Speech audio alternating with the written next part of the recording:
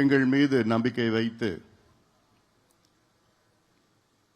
இன்னும் ஓராண்டு காலம் எங்களை இந்த பொறுப்பிலே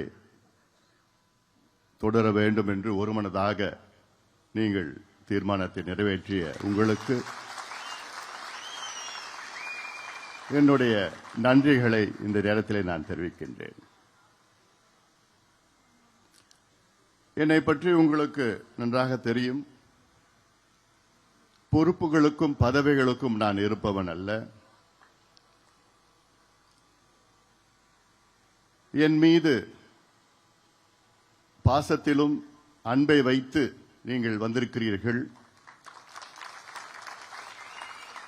அதைவிட என் மீது நம்பிக்கை வைத்து நீங்கள் வந்திருக்கிறீர்கள்.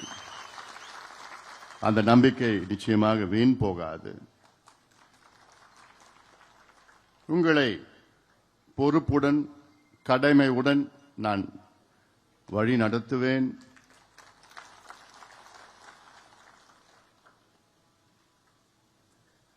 நம்முடைய இனமான காவலர் சமூக நீதி போராளி மருத்துவர் ஐயா அவர்கள் நம்முடைய வழிகாட்டி.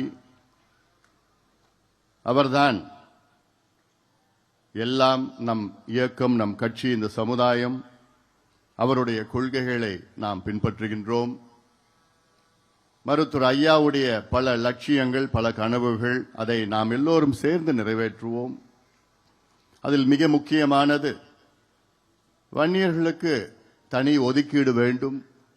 தமிழ்நாட்டிலே சாதிவாரி கணக்கெடுப்பு நடத்த வேண்டும்.